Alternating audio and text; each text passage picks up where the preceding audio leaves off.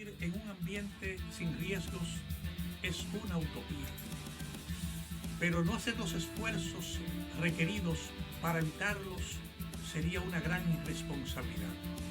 Por eso, cada semana contribuiremos contigo para que puedas alcanzar el pleno desarrollo de tus potencialidades, el logro de tus metas más preciadas, la oportunidad de disfrutar una vida saludable y la seguridad a los que tienes derecho.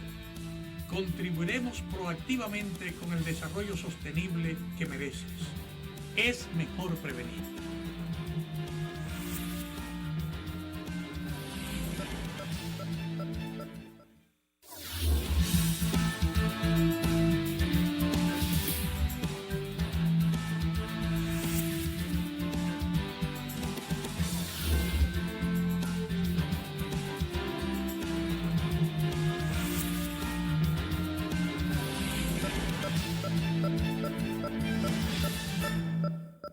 Buen día, queridos amigos. Bienvenidos a esta entrega de la Utopía Riego Cero, que nos reúne esta semana como cada semana para ver los elementos de mayor trascendencia o de mayor impacto que se han desarrollado en esta semana y que pueden de una u otra manera incidir en la sostenibilidad de nuestro desarrollo o en el deterioro de nuestro desarrollo.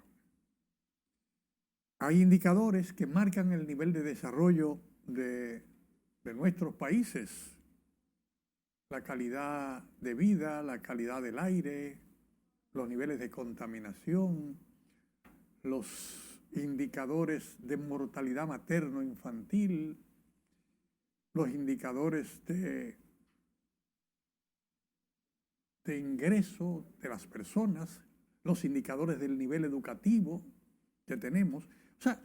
digamos que al nivel que vivimos en el siglo XXI, prácticamente todos los indicadores de desarrollo están establecidos y por eso el sistema de Naciones Unidas ha establecido una lucha contra la pobreza con unos objetivos establecidos que nos deben ayudar a orientar nuestras acciones para alcanzar los estándares mínimos requeridos que marquen una pauta de desarrollo progresivo en cada uno de esos renglones en nuestro país. Para facilitar el entendimiento del diálogo que vamos a tener hoy, vamos a hacer un recorrido devolviéndonos 600 años en nuestra historia para analizar brevemente el contexto del universo a finales del siglo XV, en el momento en que se da el encuentro de culturas en nuestro país, porque llegan navíos comandados por el navegante Cristóbal Colón y se genera toda una dinámica que va a revolucionar toda la geografía existente conocida en el mundo, no tan solo por los espacios nuevos que se van a sumar a la geografía del globo terráqueo, sino por las interrelaciones que se van a dar y las oportunidades que se van a abrir en el contexto existente en una Europa que recién sale de la Edad Media con múltiples epidemias, con múltiples limitaciones, con múltiples segmentaciones, luego de la caída del Imperio Romano y la cuasi imposibilidad de generar imperios sustitutos en la parte occidental, por lo menos, todo lo que es el hemisferio occidental, y nos genera unas dinámicas que vamos a analizar, que nos deben ayudar a entender en estos momentos a los que cohabitamos en esta pequeña isla del Caribe, grande en nuestro corazón y en nuestros afectos, pero un minúsculo territorio en el globo terráqueo que llamamos tierra y en el cual habitamos todos y cada uno de nosotros. No se vayan, queridos amigos, porque en breve entramos en materia en este interesante conversatorio que sostendremos hoy, que nos debe ayudar a entender cómo vamos a garantizar la sostenibilidad de la vida en nuestra isla y en nuestra república, sobre todo en nuestra república, la República Dominicana.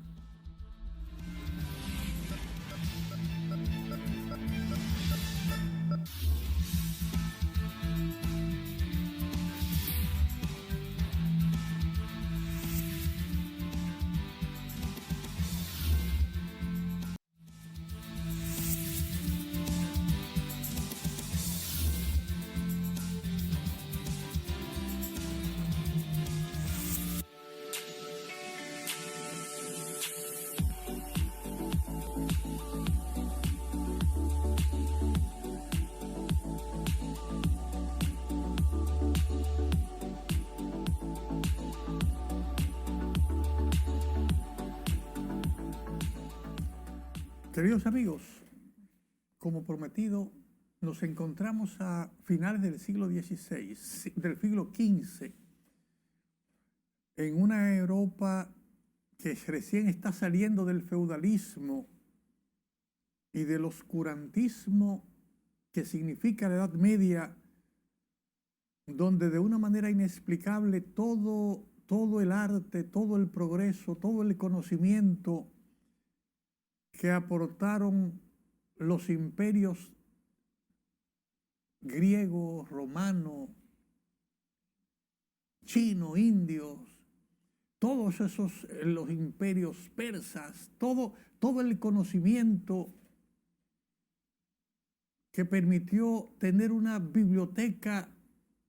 importante como la Biblioteca de Alejandría y el conocimiento desarrollado por los árabes en términos de las matemáticas, de la agronomía y de conocimientos importantes que permitían una calidad de vida adecuada. Nos vemos en esa época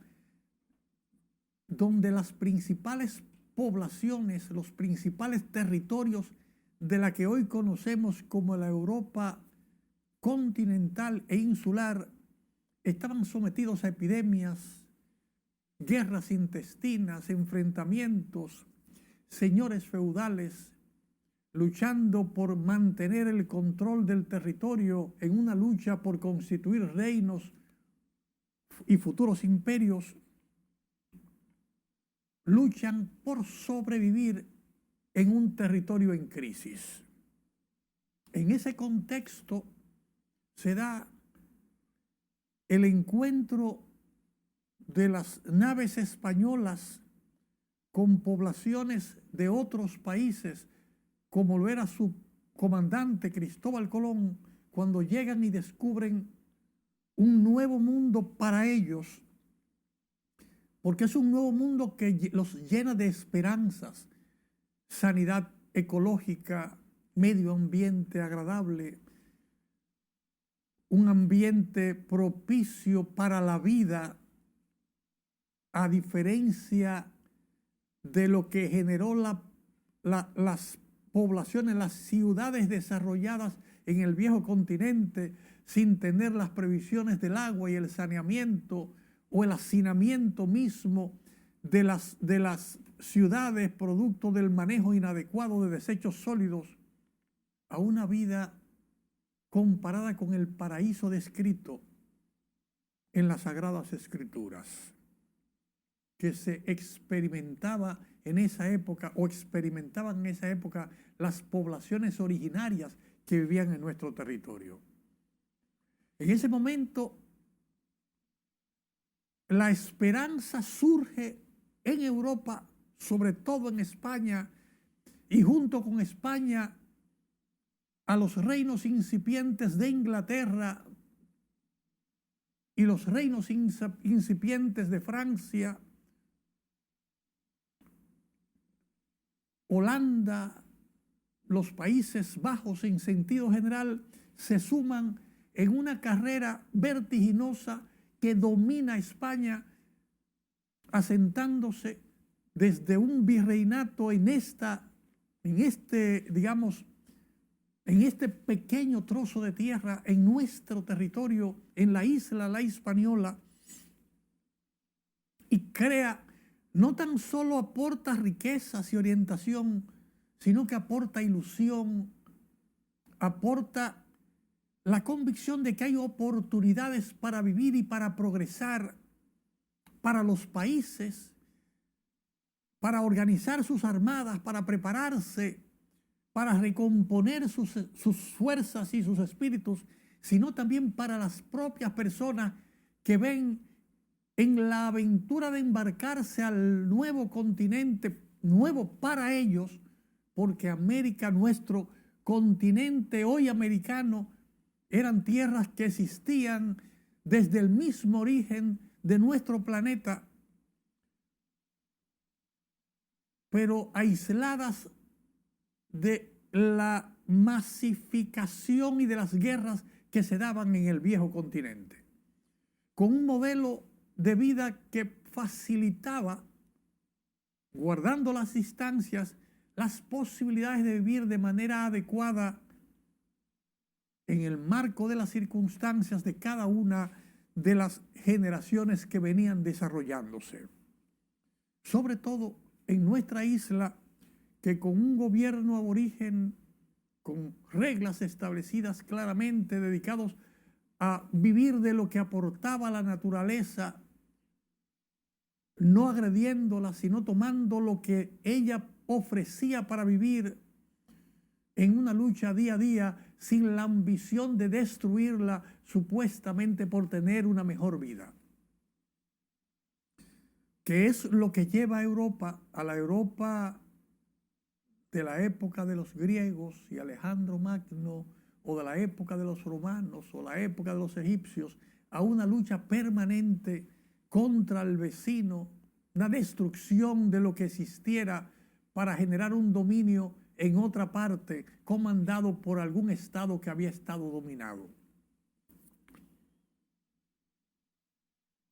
Eso abre la oportunidad en nuestra isla de inmediatamente no tan solo ser el centro de atención desde donde se movilizan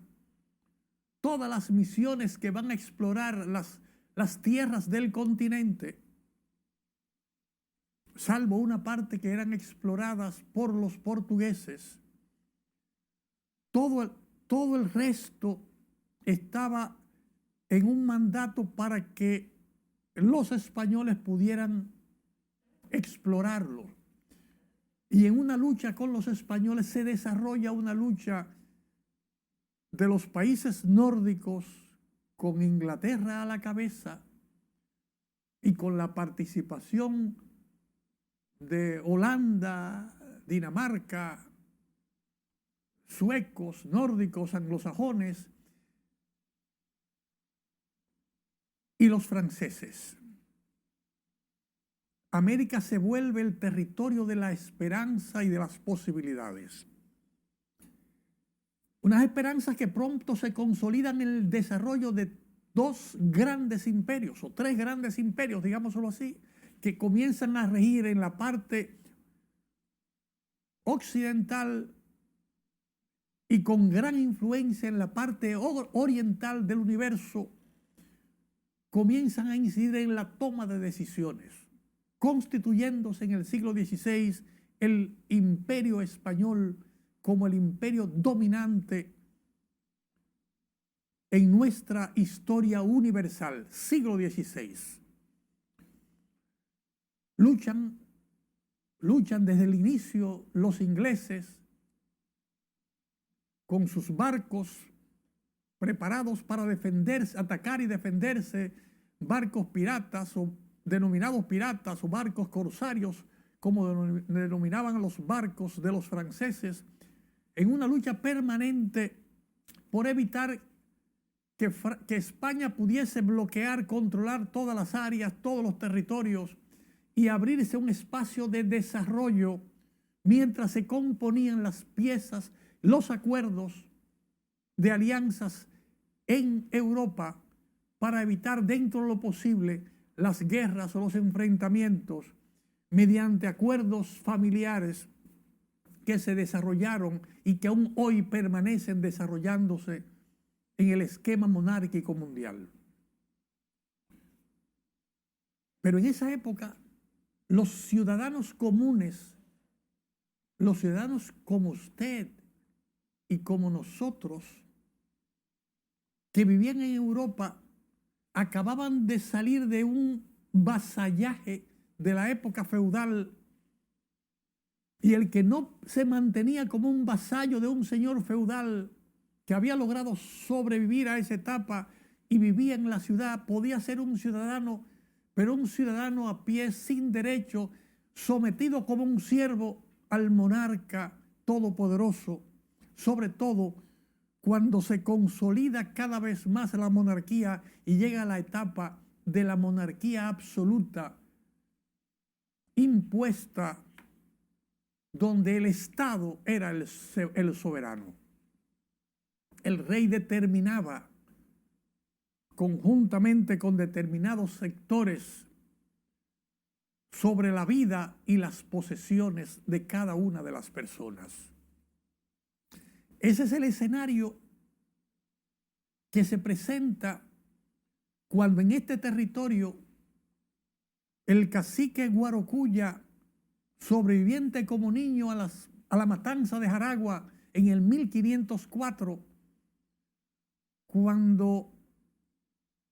Nicolás Obando, capitán general de las islas, no tan solo de la Hispaniola, sino de esa primera avanzada del ejército español y de los conquistadores españoles en este vasto territorio del continente americano, porque desde aquí despachó todas las misiones de exploración a los 4 puntos cardinales. Ese cacique que como un niño sobrevive a la trágica matanza de Jaragua que hace Obando para reducir la oposición aborigen en esta isla, se revela para garantizar el justo derecho a la libertad que tiene de vivir con su familia, con sus ascendientes y descendientes, libres en el territorio que le vio nacer.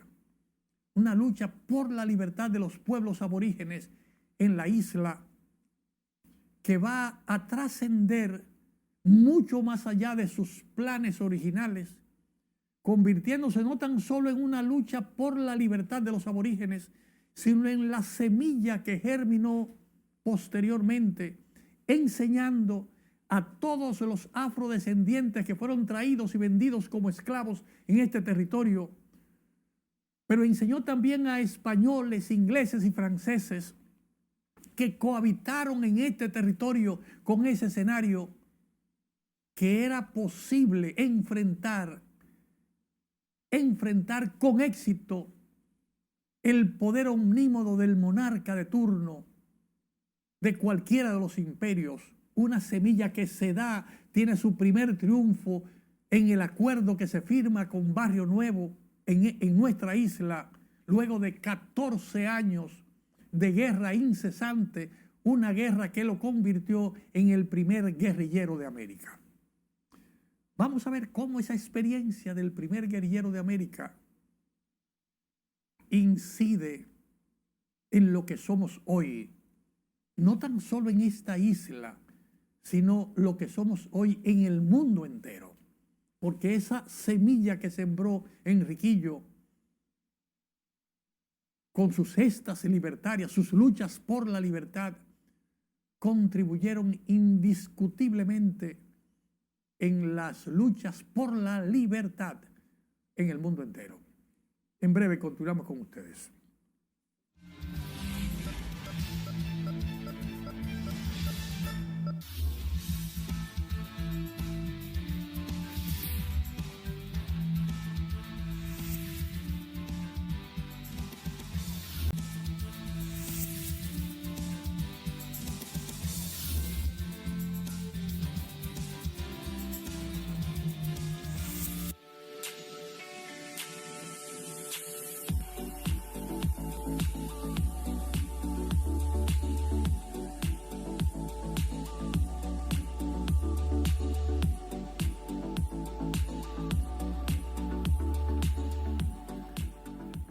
Queridos amigos,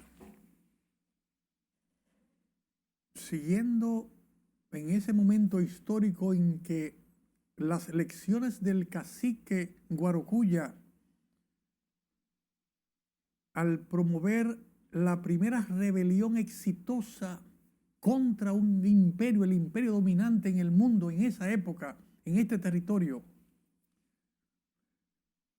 y que esa lucha no terminó con la extinción de su raza, de los pocos miles de descendientes que sobrevivían en esa época, luego de la explotación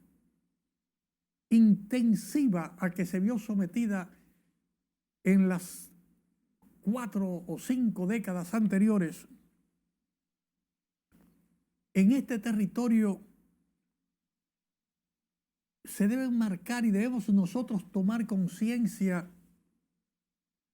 cómo esa lucha de ese aborigen que está dentro de nuestros ancestros, de esa lucha que facilitó la integración de aborígenes, las poblaciones originarias en lucha, los afrodescendientes que eran extraídos a la isla y desde aquí se movilizaron y se expandió a todos los otros territorios o a casi todos los otros territorios, sobre todo los territorios del Caribe, donde se difundió de manera intensiva la técnica de utilizar afrodescendientes secuestrados y vendidos aquí como esclavos para la producción agrícola, sobre todo la caña de azúcar, y en la parte sur de lo que hoy es Norteamérica, en las poblaciones dominadas por colonias inglesas y francesas en esa época.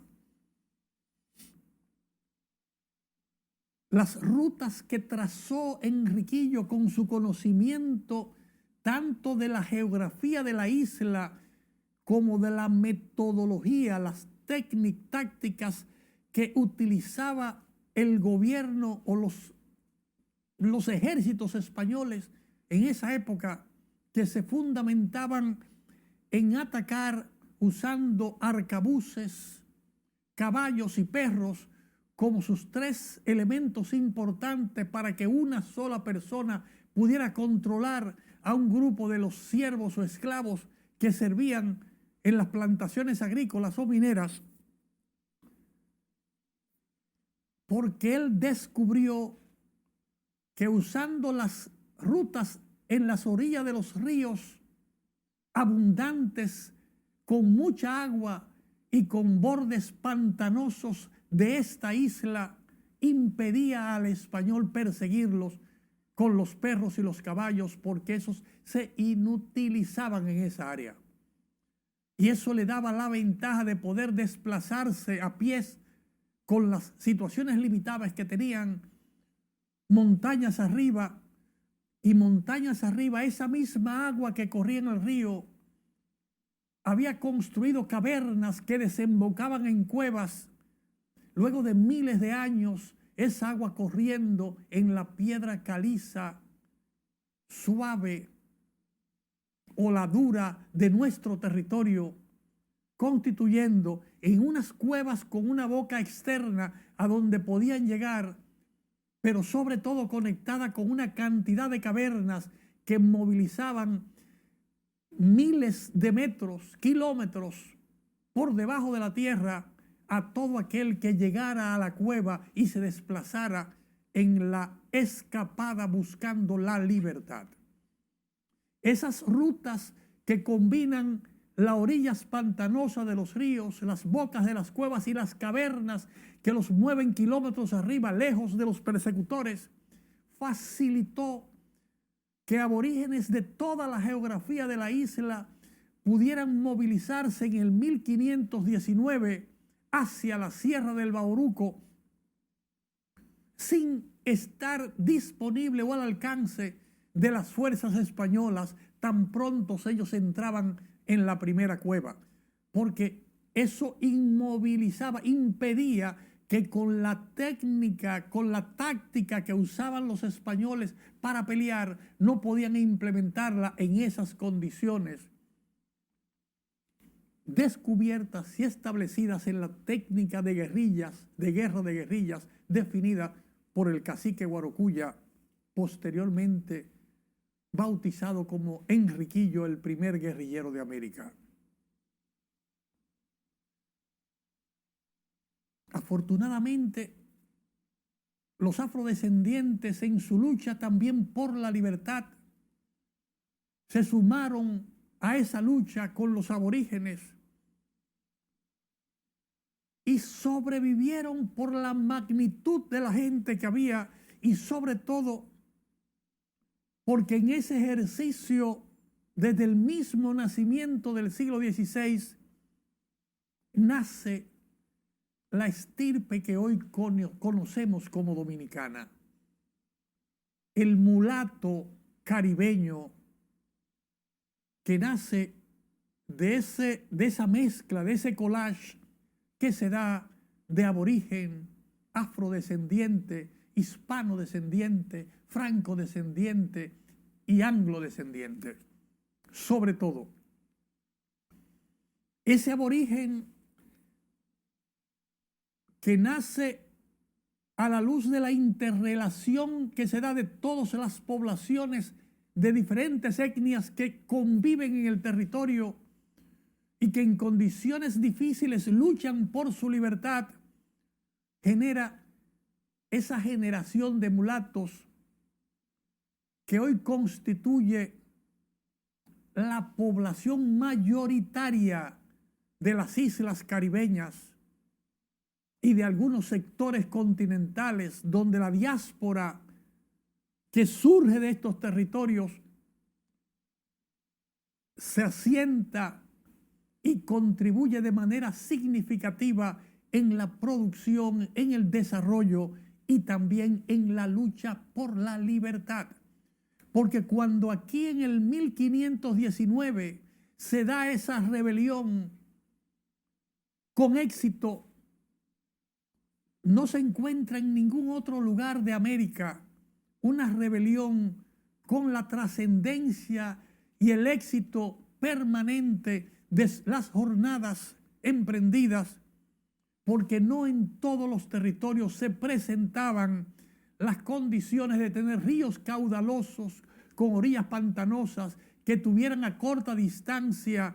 a la distancia de 2 o 3 horas, cuevas que estuvieran combinadas a su vez con cavernas que facilitaban la movilización lejos de las armas del imperio dominante. Por eso no se da ese ejercicio en Norteamérica,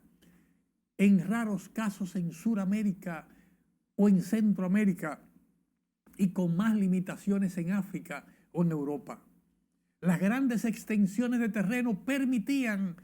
que fueran cazados, sometidos y mancillados o eliminados los que se lanzaban, se rebelaban contra el poder del imperio antes de que pudieran guarecerse en un lugar seguro.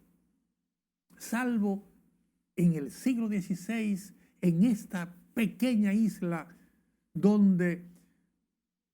tú tienes montañas altas donde nacen las aguas y los ríos caudalosos y escasos kilómetros mar abajo, río abajo, tienes unos mares bravíos como el Mar Caribe o el Océano Atlántico que besa nuestras costas. El principal aporte que hace territorio alguno en el continente hoy americano a la población mundial no es el oro que corrompe o el oro que destruye. Es sobre todo las rutas por la libertad y las luchas por la libertad que con éxito se implementan en este territorio, enseñando, como decía anteriormente,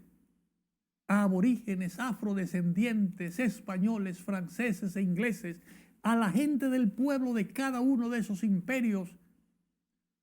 que es posible, que era posible luchar, rebelarse y luchar con éxito contra los designios del monarca absoluto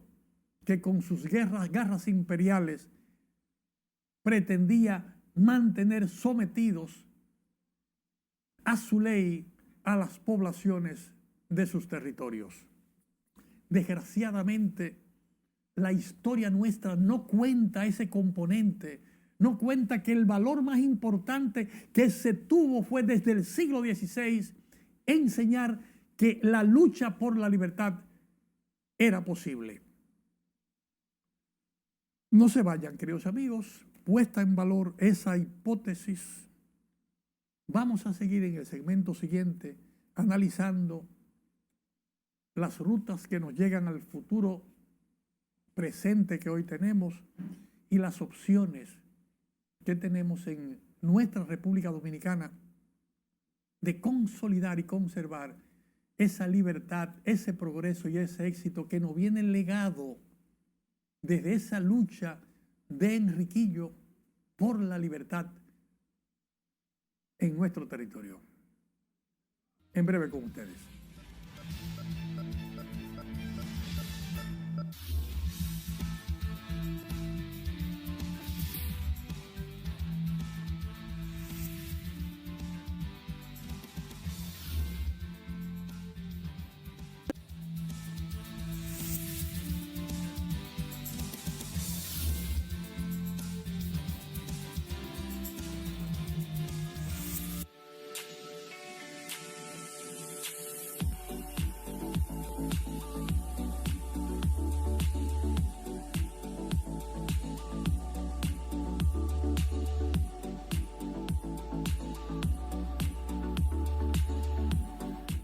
Queridos amigos,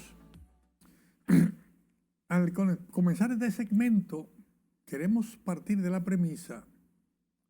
de que esas luchas por la libertad del siglo XVI que inician aquí y que continúan siglo XVII, siglo XVIII y en algunos lugares hasta el siglo XX, porque debo decir que siguiendo esa táctica y técnica de Enriquillo, todas las luchas que se dieron para garantizar la liberación de los territorios ocupados por Francia ya en el siglo XIX, siglo XVIII, siglo XIX, de la parte occidental de la isla, que dan como consecuencia la declaratoria de la República de Haití, vienen como una lección aprendida de eso que vivimos acá en el siglo XVI, la exitosa guerra de la independencia de las 13 colonias del norte para constituir lo que hoy posteriormente sería los Estados Unidos de Norteamérica, viene también apuntalada en esa misma experiencia. Ingleses y afrodescendientes, nórdicos o afrodescendientes aprendieron que era posible luchar con éxito contra la monarquía y derrotarle siguiendo las lecciones del cacique Guarocuya y las innovaciones que mulatos o nativos locales, criollos en cada una de esos territorios implementaron con sus habilidades. Igual esas mismas luchas inspiran y motivan las luchas que se dan en Francia para proclamar la Revolución Francesa y las luchas que se generan consecuentemente en el imperio inglés que domina el mundo, obligando a todas las monarquías del continente europeo a sentarse en una reunión posterior y revisar las estrategias de el gobierno monárquico de cada país y diseñar la implementación de una monarquía liberal que se diferenciara de la monarquía absoluta, porque daba la participación a la población, en el caso de el imperio inglés con la Cámara de los Lores y las cámaras de los comunes y de un primer ministro como ejecutivo de la monarquía, abriendo espacios de interacción por un lado con la monarquía y por otro lado con la imposición, primero, de esa república que niega de la monarquía orientada y estimulada por George Washington en el norte, bajo la premisa de que no se quería tener un rey en América y que había que eliminar toda posibilidad de que una monarquía europea estuviese tomando decisiones en el territorio americano, tareas aún en proceso, pero sobre todo en cada uno de los pueblos donde la población tiene derechos, tiene deberes, pero tiene derechos y el Estado tiene que garantizar su protección, lo cual no era establecido en las monarquías del siglo XVI, ni XVII, ni siglo XVIII. Todo eso, si lo vemos en el contexto geopolítico mundial, viene después y a consecuencia de las lecciones aprendidas y de las buenas prácticas puestas en ejecución a raíz de las rebeliones y de las luchas que se dieron por las rutas de la libertad en este territorio, otrora la isla hispaniola, pero fundamentalmente en el territorio que hoy conocemos como la República Dominicana, sin desmeritar la importancia de los trabajos y labores realizados en la República de Haití. O sea, hay un componente histórico importante, trascendente en la isla, tanto en nuestra república como en la República de Haití,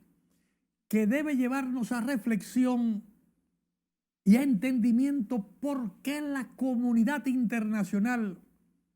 toda esa comunidad europea, la africana, la comunidad asiática y la comunidad americana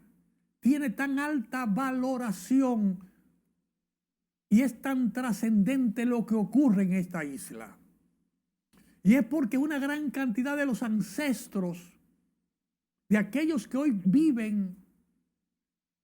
que gobiernan o que participan en todos los gobiernos del mundo, en todas las poblaciones, de una u otra manera en algún momento vieron ligado el cambio de giro de su desarrollo y de las oportunidades de vida en sus países, por lo que sus ancestros vivieron, conocieron o fueron afectados positivamente en este territorio. La riqueza medioambiental, la salud que brotaba a borbotones, la calidad del aire, la calidad de las aguas y la ferocidad, digamos, de los mulatos que coexistíamos en este territorio con esos ancestros de esos líderes o esa población en diferentes partes del mundo. Y digo de cualquier parte del mundo porque es un hecho registrado que Mao Zedong, Ho Chi Minh, Mandela y otros líderes mundiales de poblaciones que mueven miles de millones de personas dicen que las luchas por la libertad en contra de las monarquías o de los imperios que hicieron en sus países o en sus territorios fueron en gran medida estimuladas y motivadas por las guerrillas de Máximo Gómez cuando garantiza la liberación de Cuba y con la liberación de Cuba, digamos, la salida del último imperio europeo del territorio americano. Y dicen de Máximo Gómez porque Máximo Gómez fue la espada libertadora. Pero la inspiración, la guía la enseñanza que facilita que Máximo Gómez pueda hacer eso es el conocimiento de la estrategia que usó el cacique Enriquillo Guarocuya en este territorio y las subsecuentes utilizaciones de esas luchas, de esos modelos de lucha para enfrentar en el territorio tanto a los franceses, a los ingleses como a los españoles en las subsecuentes guerras celebradas, incluidas en nuestras guerras de separación, nuestras batallas de separación en la guerra contra Haití, utilizando y viendo que ese modelo de lucha era el que resultaba con la complicidad del territorio y de la población local, la que permitía a una población de menor poder militar, menor poder de armas y menor cantidad de recursos, derrotar a un imperio más poderoso con mayor cantidad de hombres y de armas y de barcos y de municiones. Entonces el que está reconociendo a Máximo Gómez está reconociendo implícitamente el aporte de Guarocuya y por ende nuestro territorio, nuestras luchas por la libertad inspiraron esa universalidad del modelo de lucha que se usó aquí para garantizar la libertad de que hoy disfrutamos y por la que hoy seguimos luchando. Siendo ese el principal patrimonio que tenemos, el principal patrimonio que hemos hecho, mal podríamos nosotros no utilizar, haríamos mal si no utilizamos ese recurso para promover como un componente intrínseco de nuestra cultura, de nuestro ADN, de nuestra población, para atraer, para motivar a esos miles de millones de descendientes de los ancestros que aprendieron a luchar aquí por la libertad, para que vengan a recorrer con nosotros a través de nuestras bellezas naturales, de nuestros ríos, de nuestros valles, de nuestras cuevas y cavernas, todas las rutas por las que sus ancestros se movieron y lucharon con éxito por la libertad, como un principal componente del ecoturismo a desarrollar en nuestro país. No se vayan, queridos amigos, porque en breve continuamos con más en esta entrega de la Utopía Riego Cero.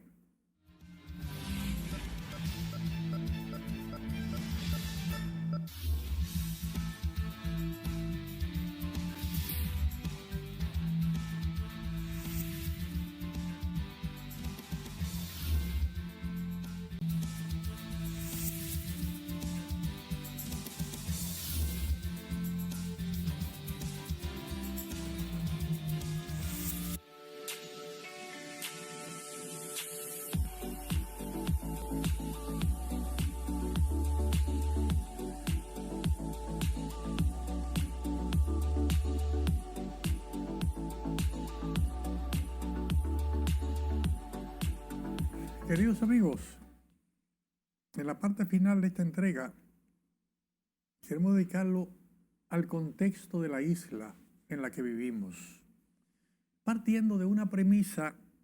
que todos los que nacimos y vivimos acá, sobre todo gente que nacimos y vivimos en pueblos, que se les dimos la educación de que lo difícil que era no tener que no se podía vivir. No era difícil, era imposible vivir sin apuntalarse en la práctica del buen vecino. O sea, si vivimos en esta isla, es imprescindible saber que una parte de la isla no puede estar en el máximo progreso posible y la otra en la máxima tragedia y desgracia posible, sin que eso esté en peligro permanentemente. Yo entiendo la posición del presidente, que no tan solo como dominicano, sino como un migrante, una persona que sabe, que ha estudiado los flujos migratorios, que ha vivido en carne propia, familiar, los flujos migratorios y la conveniencia de establecerse y de colaborar con ese establecimiento con los nuevos territorios, pero que es imprescindible, hay que colaborar, hay que contribuir con el bienestar del lugar donde se está, porque si tú no colaboras con ese lugar, prácticamente tienes un rechazo, y si hay un rechazo se genera un malestar. Haití es una realidad que tenemos con nosotros, la República de Haití, con innumerables valores históricos, con unos aportes que nadie puede negar de la importancia de esa población que enfrentó con éxito a los ejércitos napoleónicos, que en principio fueron ayudados por la población aborigen que vivía en la parte occidental de la isla para que pudiera con éxito mantenerse, sostenerse, que ayudaron a los piratas y a los bucaneros a que resistieran las embestidas de los barcos y de las operaciones españolas. Pero luego, cuando Napoleón toma el control del imperio francés y le toca declarar la libertad de los esclavos en todo igual que en Europa, la libertad de los esclavos en esta isla, quiere imponer y dice a su cuñado Leclerc que allá sí, en Europa sí se mantenía la libertad y el nacimiento libre de todos los seres humanos, pero aquí en este continente no, porque la riqueza de Francia estaba estrechamente vinculada a la esclavitud. Eso, y sobre todo el sangriento asesinato de Toussaint Louverture, que fue el líder inspirador de esa lucha para que se reconociera la libertad de los esclavos en toda la isla, habiendo él mismo contribuido a que la parte oriental de la isla no hubiesen esclavos desde el principio del siglo XIX, no hay esclavos en la parte de República Dominicana. Se intentó conservar esa esclavitud y eso generó una rebelión a sangre y fuego, que les invito a leer Una isla en el fondo del mar de Isabel Allende, que relata esa cruenta lucha que hace el pueblo haitiano, el hoy pueblo haitiano, para sacar a todos los españoles, y con los españoles a los mulatos, porque entendían que todos, mulatos y franceses y blancos, eran enemigos de esa población. Un grave error en el enfoque,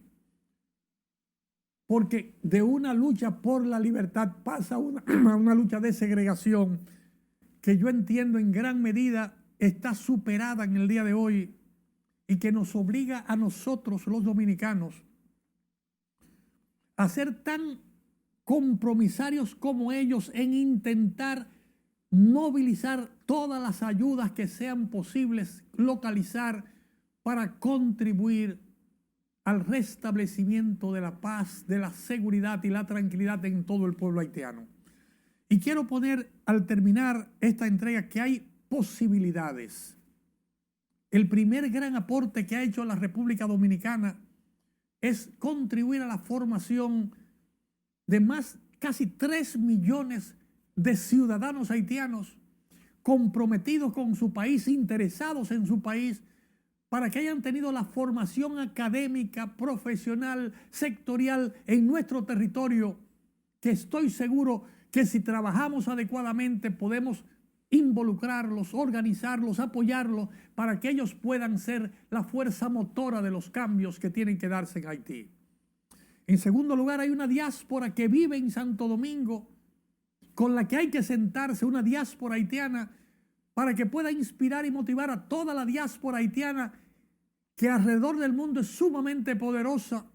de que sepa que Dominicana es un aliado importante para facilitar los cambios que tienen que darse en Haití, los cambios para mejorar, pero que las acciones, los trabajos, tiene que ponerlo Haití y tiene que hacerlo Haití. Dominicana puede contribuir como plataforma para ver soluciones, para invitar aliados, para conseguir gente que se sume para conseguir con éxito el restablecimiento, porque estamos seguros que si eso es exitoso, con el apoyo que podemos darle nosotros podemos contribuir a que en poco tiempo Haití pueda recuperar su seguridad, con la seguridad, el saneamiento, el bienestar, y con el bienestar el florecimiento de su industria turística, que puede que sea uno de los principales motores de su sostenibilidad y su desarrollo. Es una idea que ponemos sobre la mesa y entendemos que hay que poner una mesa tan grande como se pueda, más grande que una cancha de fútbol, donde todas las ideas puedan colocarse, todos orientados en que hay que contribuir con la seguridad en Haití, el progreso y el desarrollo, bajo la premisa de que es el pueblo haitiano el que tiene que dirigir eso, y Dominicana solamente va a colaborar en el marco de sus competencias y posibilidades.